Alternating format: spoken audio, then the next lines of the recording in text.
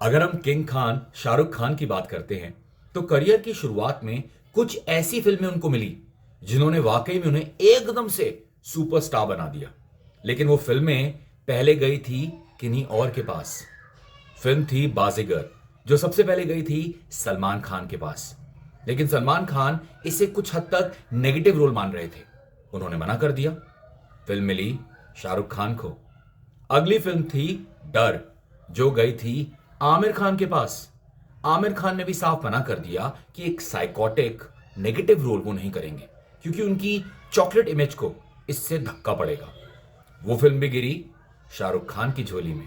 और सबसे बड़ी फिल्म शाहरुख खान सर के करियर की है डीडीएलजे, यानी कि दिलवाले दुल्हनिया ले जाएंगे। वो फिल्म सबसे पहले गई थी सैफ अली खान के पास। लेकिन सैफ अली खान के पास तब डेट्स को लेकर थोड़ी सी दिक्कत हो रही थी। तो आदित्य चोपड़ा जी के पिता यश चोपड़ा जी ने कहा शाहरुख को ले लो, और बाकी हिस्ट्री है। आज तक मराठा मंदिर मुंबई में डीडीएलजे लगी हुई है। हिंदी फिल्मों के इतिहास में मिस्टर इंडिया एक एपिक फिल्म रही है। लाल पहनो तो कोई आपको नहीं देख सकता, लेकिन लाल चश्मा उतरते ही सबको आप दिखोगे। शेखर कपूर जी ये स्क्रिप्ट लेकर सबसे पहले गए थे बिग बी श्री अमिताभ बच्चन जी के पास। अमित जी एक तो थोड़ा बिजी भी थे, दूसरा उनको लगा इस फिल्म में हीरो ज्यादातर दिखेगा ही नहीं, तो शायद उनकी छवि के लिए ये ठीक नहीं है। वो कुछ बदलाव चाहते थे स्क्रिप्ट में। शेखर कपूर जी ने कर दिया मना, और ये स्क्रिप्ट गई अनिल कपूर जी के पास। झगास। और बाकी तो हम जानते ही हैं मिस्टर इंडिया ने कितना बड़ा रोल प्ले किया है अनिल कपूर जी को एक सुपरस्टार बनाने के लिए। इनफैक्ट कुछ लोग कहते हैं कुछ समय तक अमित जी नाराज भी रहे थे शेखर कपूर जी से भी और अनिल कपूर जी से भी, क्योंकि यह फिल्म उन्हें लगा उन्हें कर लेनी चाहिए थी। जितने भी लोग पुरानी फिल्में देखते हैं उन्होंने शायद राजेश खन्ना जी और अमिताभ बच्चन जी की आनंद जरूर देखी होगी। क्या आपको पता है आनंद की पहली चॉइस कौन थी राजेश खन्ना जी के रोल के लिए? किशोर कुमार साहब। किशोर कुमार जी का उन दिनों एक बंगाली डायरेक्टर से कुछ पंगा हो गया था।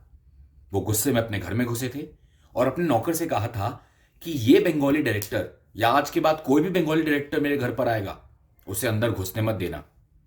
और उसी रात ऋषिकेश मुखर्जी जी आ गए आनंद की स्क्रिप्ट लेकर। नौकर ने उन्हें किशोर कुमार से मिलने ही नहीं दिया, और इस चक्कर में उन दोनों की मुलाकात यानी कि मीटिंग नहीं हो पाई, और आनंद निकल गए किशोर कुमार जी के हाथ से और मिली राजेश खन्ना जी को। किशोर कुमार दा ने एक इंटरव्यू में कहा था कि ये उनकी लाइफ का सबसे बड़ा एक ऐसा इत्तेफाक था जिसे वो चाहते हैं कि अगर वो टाइम मशीन में बैठकर वापस जा सके तो उसे बदलना चाहेंगे। लेकिन किस्मत। कभी कभी हम किसी चीज के लिए ना बोलते हैं और कोई और हां बोल देता है, और बाद में हमें रियलाइज होता है कि काश हमने हां बोल दिया होता। बॉलीवुड में अक्सर होता है। अगर हम TV serial, epic serial Ramayana की बात करें तो पहले उसमें रावण का रोल गया था अमरीश पुरी जी को। लेकिन अमरीश पुरी जी ने मना कर दिया ये सोचकर कि टीवी सीरियल करने की क्या जरूरत है, मैं तो इतनी फिल्में कर रहा हूं। वो रोल गया गुजराती कलाकार अरविंद त्रिवेदी जी को, और बाकी हिस्ट्री है। अमरीश पुरी जी ने खुद अपने इंटरव्यू में कहा था कि मुझे रावण के रोल के लिए मना नहीं करना चाहिए था। फिल्म हीरो सबसे पहले सुभाष घई लेकर गए थे कुमार गौरव जी के लिए।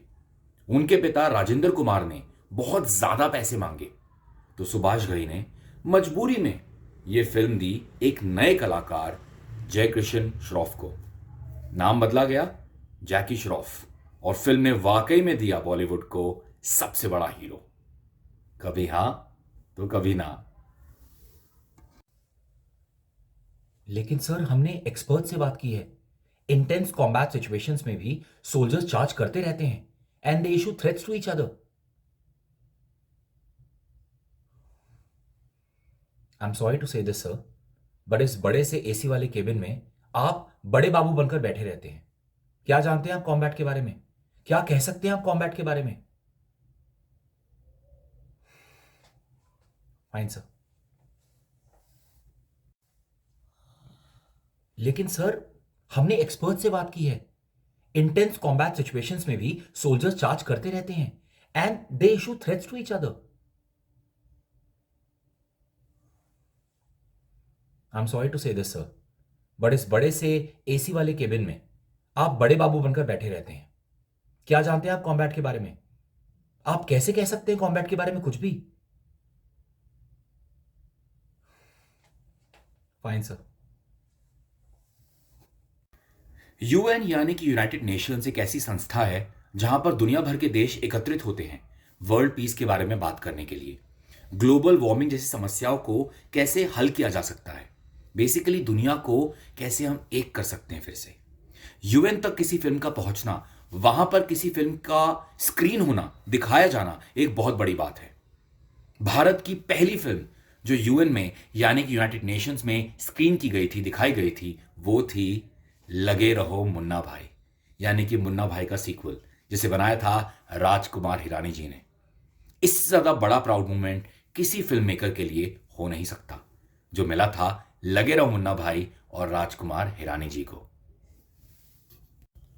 आपने भानु अथैया जी का नाम सुना है? भाई, एंटरटेनमेंट की दुनिया में ऑस्कर अवार्ड्स सबसे बड़े अवार्ड्स माने जाते हैं। भारतीय फिल्म मेकर्स, भारतीय एक्टर्स भी कहीं ना कहीं अपने काम के लिए ऑस्कर पाने की कभी ना कभी तमन्ना रखते हैं। भानु अथैया जी पहली भारतीय थी जिन्हें ऑस्कर मिला था। 1983 में फिल्म आई थी गांधी, जिसमें भानु अथैया जी थी कॉस्ट्यूम डिजाइनर। उन्होंने कमाल का काम किया था। हर कैरेक्टर को, हर किरदार को बेहतरीन कॉस्ट्यूम दिए गए थे, जो उस वक्त काफी मुश्किल था, और इस वजह से 83 में उन्हें ऑस्कर दिया गया था फॉर बेस्ट कॉस्ट्यूम डिजाइनर। और भानु अथैया जी ने अपना नाम लिखवा दिया इतिहास में, पहली भारतीय जिन्हें मिला था ऑस्कर अवार्ड।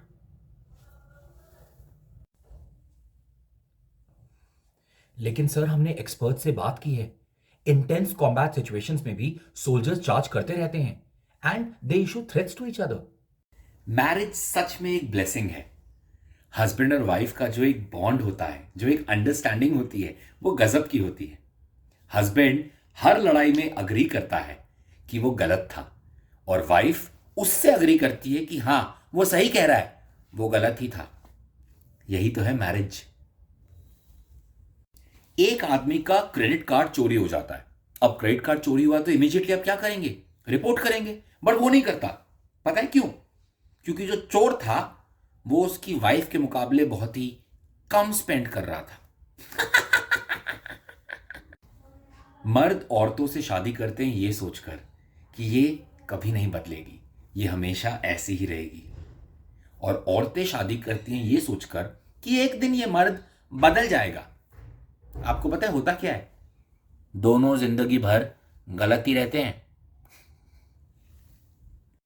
एक वाइफ अपने आप को शीशे में देखती है और उसे लगता है कि वो काफी मोटी हो गई है। वो अपने हस्बैंड से कहती है, क्या तुम मुझे कोई कॉम्प्लीमेंट दे सकते हो जिससे मैं अपने बारे में थोड़ा सा बेटर फील करूं? हस्बैंड कहता है, हाँ हाँ, तुम्हारी आईसाइट बहुत अच्छी है। समझे? एक हस्बैंड घर से बाहर निकलता है और देखता है कि उसकी मदर इन लॉ को 3 औरतें मार रही हैं, पीट रही हैं। पीछे से वाइफ भागती हुई आती है और कहती है, तुम कुछ करोगे नहीं? हस्बैंड कहते हैं, नहीं नहीं, मुझे लगता है 3 काफी हैं। शादी में अगर आपकी बीवी आपको माफ कर देती है, इफ शी फॉरगिव्स यू, याद रखिएगा, इसका मतलब वो खुद गलत थी। भूलेगा मत इस बात को। किसी ने एक शादीशुदा इंसान से पूछा कि आपको जब अपनी बीवी को, अपनी वाइफ को कुछ इंपॉर्टेंट बताना होता है तो आप सबसे पहले क्या करते हैं? कहता है, सबसे पहले मैं उसके दोनों हाथों को अपने हाथों में लेता हूं, जिससे कि मार खाने के चांसेस कम हो जाए। एक बेटे ने मुस्कुराकर बड़ी ही मासूमियत से अपने पिता से पूछा, पापा, शादीशुदा रहने के लिए कितना खर्चा करना पड़ता है? शादीशुदा जिंदगी में कितना खर्चा होता है? पापा ने मुस्कुराकर बोला, पता नहीं बेटा, मैं तो अभी भी पे कर रहा हूं। एक हस्बैंड ने अपनी वाइफ से पूछा, क्या तुम मुझे कभी फैंटेसाइज करती हो?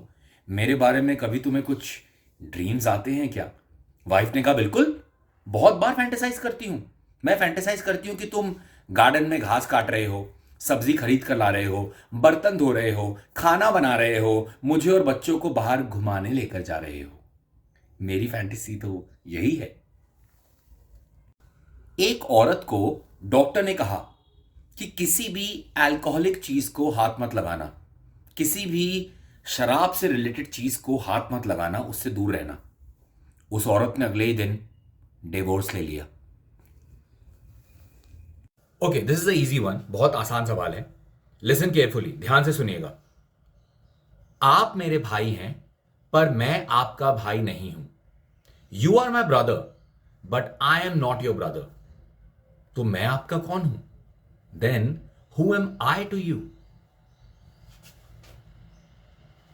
Your sister. A very easy question, एक बहुत ही आसान सवाल है, हम सबने सुना होगा। We all have heard it from somewhere और someone.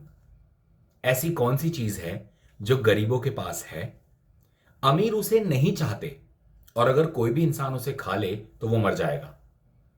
What is something which poor people already have it, rich people don't want it, don't need it, and if any one Yeats it he or she will die?